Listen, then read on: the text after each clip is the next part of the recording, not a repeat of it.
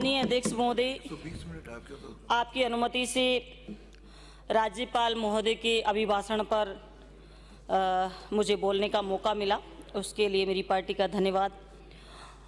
माननीय अध्यक्ष महोदय, जिस तरीके से राज्यपाल जी के अभिभाषण पर वाद विवाद चल रहा है, पक्ष और विपक्ष अपनी अपनी चर्चाएं कर रहा है, लेकिन मैंने देखा कि पक्ष के पास विशेष कोई मुद्दा नहीं है और राज्यपाल जी के इस अभिभाषण के अंदर कुछ भी ऐसा नहीं है जिसके लिए कि पक्ष के लोग इनका बखान कर सके। ये विवादास्पद शब्द बोलकर अपने आप को भाषण से बचा रहे हैं। और सबसे बड़ा उदाहरण मैं देना चाहूंगी कि जिस तरीके से 2 साल के कार्यकाल का आप लोगों ने प्रचार प्रसार किया, गांव के अंदर रथ घुमाए, उन रथों की क्या हालत थी मैं आप सबको अवगत कराना चाहूंगी। मैंने गांव में देखा कि रथ में क्या है। हमने भी जानने की कोशिश की कि ऐसी कोई योजना हो जो कि गांव के लोगों को लाभ मिल सके। ऐसा प्रचार प्रसार हो रहा है तो हम भी गांव वालों को बोलते हैं। गांव के अंदर वो रथ जाते थे, सूने सिर पे एक चलाने वाला, उस पे एलईडी लगी हुई थी, एलईडी में कुछ दिख नहीं रहा था। एक तरफ मोदी जी की फोटो, एक तरफ मुख्यमंत्री जी की फोटो, उसके अलावा उसमें कुछ नहीं दिखाई दे रहा था। गांव वालों से मैंने पूछा कि इसमें क्या बताते हैं तुमको, कि मैडम दिखता तो कुछ है नहीं एलईडी के अंदर, पर फोटो जरूर लगे हुए हैं, प्रचार फोटोओं का हो रहा है। वैसे इसमें कितना खर्चा कर दिया होगा सरकार ने? मैं कहा भाई खर्चे का तो हिसाब किताब देते ही नहीं है, क्योंकि मैंने क्वेश्चन लगाया कि मंत्रियों और सीएम साहब के दौरों का क्या हिसाब किताब है, तो मेरे क्वेश्चन को डिलीट कर दिया। अभी भी मुझे क्वेश्चन की उम्मीद नहीं है कि मैं अगर इनका सवाल लगाऊं तो मुझे कोई हिसाब किताब मिल सकता है। फिर मैंने पूछा और कौन आते हैं? 2 पुलिस वाले आते हैं कि साहब रथ की रखवाली करने के लिए कि कोई पत्थर नहीं फेंक दे, कोई विरोध नहीं करते। इतना डर था। फिर उसके बाद में शाम को उस रथ को थाने में खड़ा किया जाता है। ऐसी विडंबना मैंने पहली बार देखी कि सम्मान करना चाहिए, स्वागत करना चाहिए कि आपकी इतनी अच्छी योजनाएं चलाई है वो आपने, तो उसके लिए ग्रामीणों का सम्मान के बजाय उस रथ को छुपाए फिरना, ये बहुत ही बड़े शर्म की बात है।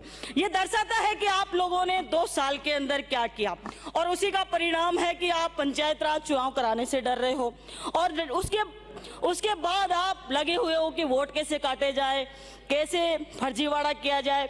आप सबने देखा कि किस तरीके से अभी क्षेत्र के दौरे किए, जगह जगह वृद्धाएं, विधवाएं, पालनहार वाले गिड़गिड़ा रहे हैं कि हमें 5-5, 6-6 महीने से मैं पेंशन का पैसा नहीं मिला।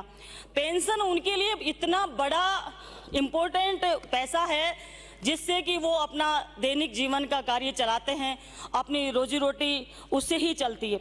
उस पैसे को भी आप लोग रोके हुए, बहुत ही बड़े शर्म की बात है। SC, ST और OBC जो आरक्षित वर्ग है, इसके पैसे को भी, छात्रवृत्तियों को भी आप लोग दे नहीं रहे हो, ये बहुत बड़ी बात है। पैरा नंबर 80 के अंदर आपने बताया नरेगा का जिक्र किया, उसके अंदर सबसे बड़ी बात माननीय अध्यक्ष महोदय मैं बताना चाहूंगी कि ये जो नाम बदला है ये तो केवल ध्यान भटकाने के लिए किया है। मुख्य तो ये है कि गरीबों का किस तरीके से अधिकार छीना जाए, किस तरीके से इनका ध्यान भटकाकर लोगों को कहेंगे साहब नाम बदल दिए इसलिए ये विरोध कर रहे हैं। बाकी नाम बदलना बड़ा इशू नहीं है। और आप सबको एक चीज और बताना चाहूंगी कि एक बार मैं रास्ते से जा रही थी और रास्ते में लिखा हुआ था श्री राम जानकी भोजनालय। हमने देखा कि बढ़िया होगा, देखते हैं, भगवान राम के नाम से भोजनालय खुला हुआ है। अंदर जाके देखा तो उसके अंदर मैंने कहा कि शाकाहारी तो मिलता ही नहीं है।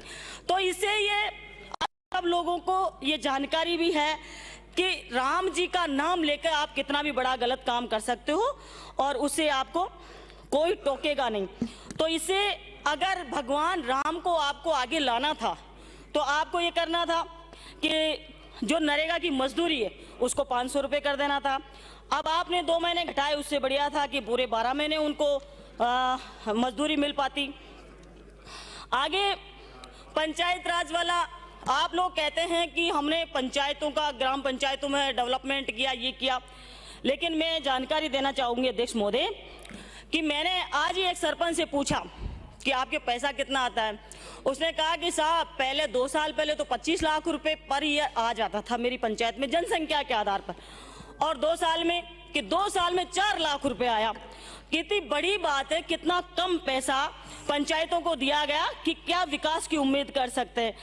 हमारे बीच में यूडीएच मंत्री जी बैठे हैं, वो कह रहे थे कि आप एक एप्लीकेशन दें और आप जवाब भी दे रहे थे, हमारे माननीय सदस्य बोल रहे थे उनको। मैं बताना चाहूंगी कि भ्रष्टाचार चरम सीमा पर है, और मैंने क्वेश्चन भी लगाया था सदन में, माननीय मंत्री जी ने भी ये जवाब दिया था कि जांच करवा ली जाएगी, वो भी आज तक दब गई। दूसरी, हमने पंचायत राज की जांच जिस सदन के अंदर, इस पवित्र सदन के अंदर पंचायत राज मंत्री जी ने बोला कि इनको आज ही मैं सस्पेंड करता हूं, और आज तक वो कर्मचारी अधिकारी भ्रष्टाचार करने वाले आज तक सस्पेंड नहीं हुए। ये आपका सबसे बड़ा उदाहरण है भ्रष्टाचार का। आपने प्रधानमंत्री पैरा नंबर 91 में आपने प्रधानमंत्री आवास की बात करी, अभी तक एक ही किस्त डली है, दूसरी किस्त के लिए जियो टैगिंग तक नहीं हुई गाँव के अंदर। और पैरा नंबर 102 के अंदर माँ बाड़ी की बात करी, 10-10 साल से बिल्डिंगें नहीं बनी।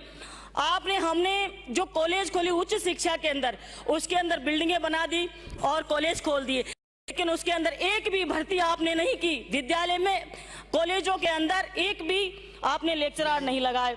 विद्यालयों की क्या स्थिति है, शिक्षा की क्या स्थिति है, आप सबको, पूरे प्रदेश को पता है कि क्या स्थिति आज शिक्षा की है।